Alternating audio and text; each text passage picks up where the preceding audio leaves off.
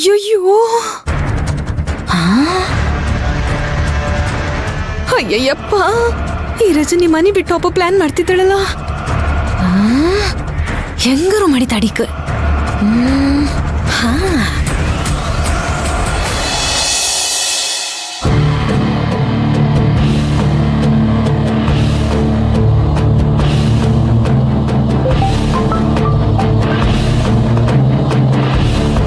Hello Amit, ಎಲ್ಲಿದೆಯಾ? Office ಹತ್ರ ಇದ್ದೀನಿ. ನನಗೆ ಕೆಲವೊಂದು ಡೀಟೇಲ್ಸ್ ಬೇಕಿತ್ತಲ್ಲ. ಹೇಳಿ ಸರ್. ಶಾಂಭವಿ ಕನ್ಸ್ಟ್ರಕ್ಷನ್ ಕಂಪನಿಯಿಂದ ಯಾವ ಪ್ರಾಜೆಕ್ಟ್ಸು ಯಾವ್ಯಾವ ಕಂಪ್ನಿಗೆ ಡೈವರ್ಟ್ ಆಗಿದೆ, ಆ ಟ್ರಾನ್ಸಾಕ್ಷನ್ಸ್ ಎಲ್ಲ ಯಾವ ಬ್ಯಾಂಕಿಂದ ಆಗಿದೆ ಅಂತ ಗೊತ್ತಾಗಬೇಕು. ಓಕೆ, ನಿಮ್ಮ ವಾಟ್ಸಪ್ ನಂಬರ್ಗೆ ಎಲ್ಲ ಡೀಟೇಲ್ಸು ಕಳಿಸ್ತೀನಿ.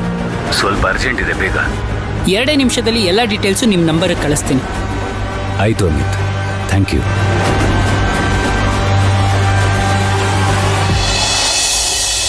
ಒಳಗಡೆ ಬರ್ಬೋದಾ? ಬನ್ನಿ ಅಮ್ಮ.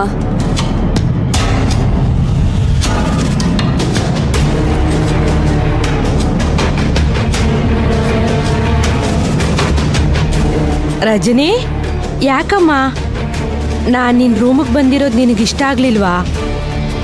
ಹಾಗೇನಿಲ್ವಲ್ಲ. ಮತ್ತೆ ಯಾವಾಗ್ಲೂ ನಾನ್ ನಿನ್ ರೂಮಿಗೆ ಬಂದಾಗ ಖುಷಿಯಾಗಿ ಬರಮಾಡ್ಕೊಳ್ತಿದ್ದೆ. ಕಾಫಿ ಬೇಕಾ, ಟೀ ಬೇಕಾ ಅಂತೆಲ್ಲ ಕೇಳ್ತಿದ್ದೆ. ಏನೇ ಕೆಲ್ಸ ಇದ್ರು ಅದನ್ ಬಿಟ್ಟು ಬಂದು ನಮ್ಮ ಎದುರಿಗೆ ನಿಲ್ತಿದ್ದೆ. ಈಗ ನಾವ್ ಬಂದ್ ನಿಂತಿದೀವಿ, ನಿನ್ ಪಾಡಿಗೆ ನೀನ್ ಕೆಲಸ ಮಾಡ್ತಿದ್ಯಲ್ಲಮ್ಮ. ಮನೆ ತುಂಬಾ ಕಸ ಇತ್ತು, ಅದಕ್ಕೆ ಕ್ಲೀನ್ ಮಾಡ್ತಾ ಇದ್ದೆ. ಕಸ ತುಂಬಿರೋದು ಮನೇಲ ಇಲ್ಲ ಮನ್ಸಲ್ಲ? ಬಾ ಅಮ್ಮ, ನಿನ್ನ ಹತ್ರ ಸ್ವಲ್ಪ ಮಾತಾಡ್ಬೇಕು. ಏನ್ ಹೇಳಿ? ನಾನು ಈ ಮನೇಲಿ ಇರಲ್ಲ, ನನಗ್ ಬೇರೆ ಮನೆ ಮಾಡ್ಕೊಡಿ ಅಂತ ಅಶೋಕ್ ಹತ್ರ ಹೇಳಿದ್ಯಂತಲ್ಲಮ್ಮ, ನಿಜಾನಾ? ಯಾರ್ ಹೇಳಿದ್ ನಿಮ್ಗೆ? ಯಾರಾದ್ರೂ ಹೇಳಿರ್ಲಿ, ನೀನ್ ಹೇಳಿದ್ ನಿಜಾನಾ? ಹೌದು, ನಿಜಾನೇ.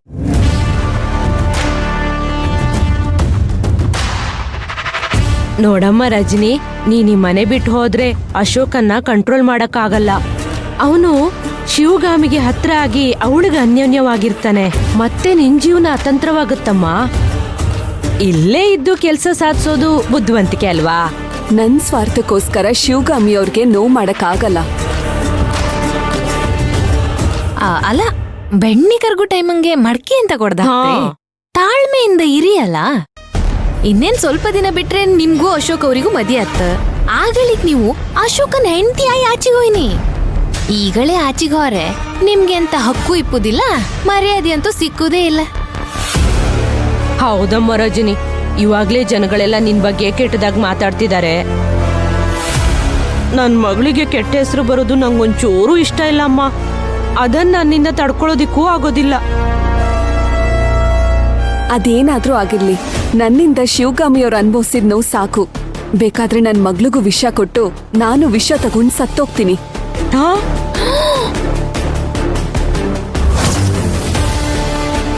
ಆದ್ರೆ ಈ ಮನೇಲಿ ಮಾತ್ರ ಇರಲ್ಲ.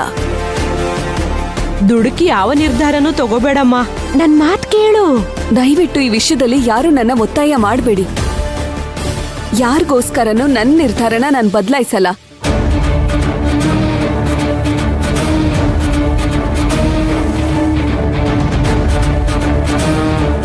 ಏನೇ ಮುಖ ಕುಡ್ದಂಗ್ ಮಾತಾಡ ಹೋಗ್ಬಿಟ್ಲಲ್ಲೇ? ಅಂದ್ರೆ ಮುಖ ತೊರತೆ ಹೋಯ್ನಿ ಅಂತ ಅರ್ಥ. ಓ, ಬನ್ನಿ.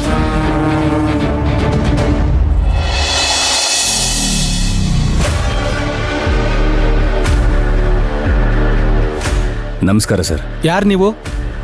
ಏನ್ ಬೇಕಿತ್ತು? ನನ್ನ ಹೆಸರು ರಾಕಿ ಅಂತ. ಒಂದು ಕಂಪನಿ ಡೀಟೇಲ್ಸ್ ಬೇಕಿತ್ತು.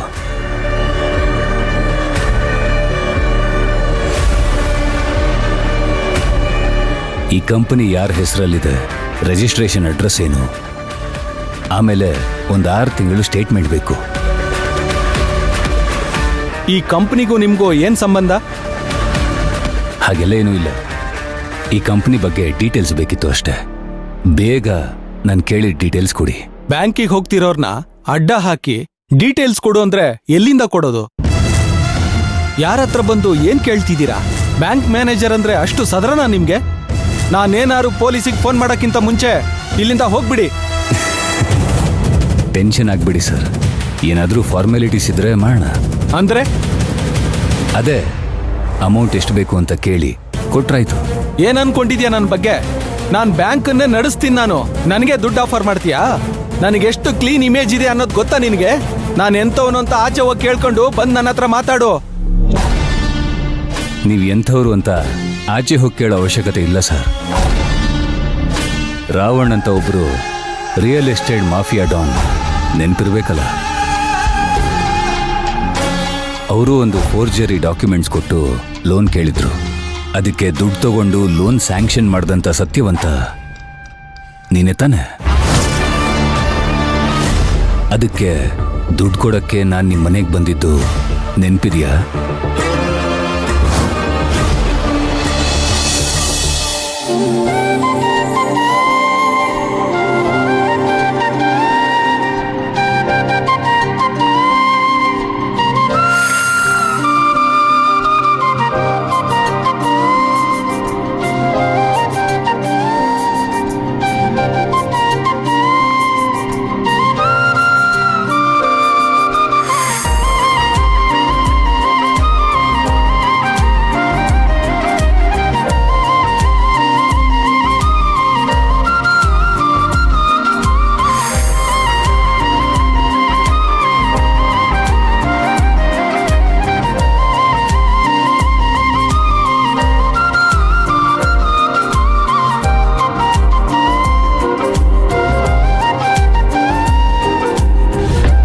ಯಾರು ನೀವು?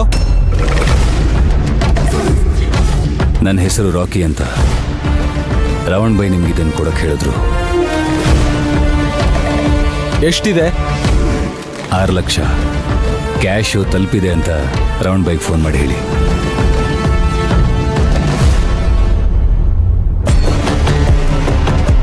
ಹಲೋ ರಾವಣ್ ಬಾಯ್, ದುಡ್ಡು ತಲುಪಿದೆ. ಆಯ್ತಣ್ಣ, ಮಾಡ್ತೀನಿ. ಸರಿ, ನೀವಿನ್ ಹೊರಡಿ. ಅವ್ರು ಯಾರು, ನಿಮ್ಮ ಮಗಳ?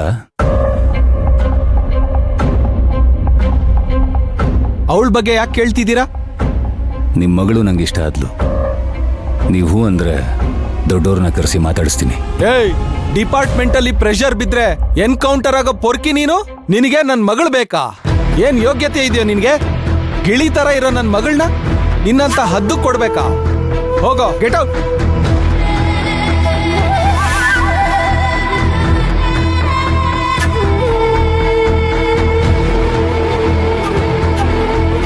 ಅನುಷಾ, ಏನ್ ಮಾಡ್ತಾ ಇದೆಯಾ ಇಲ್ಲಿ? ಓದ್ಕೊಳ್ತಾ ಇದ್ದೀನಪ್ಪ. ಹೋಗ್ ಒಳಗಡೆ. ಯಾಕಪ್ಪ? ಹೋಗು ಅಂದೆ.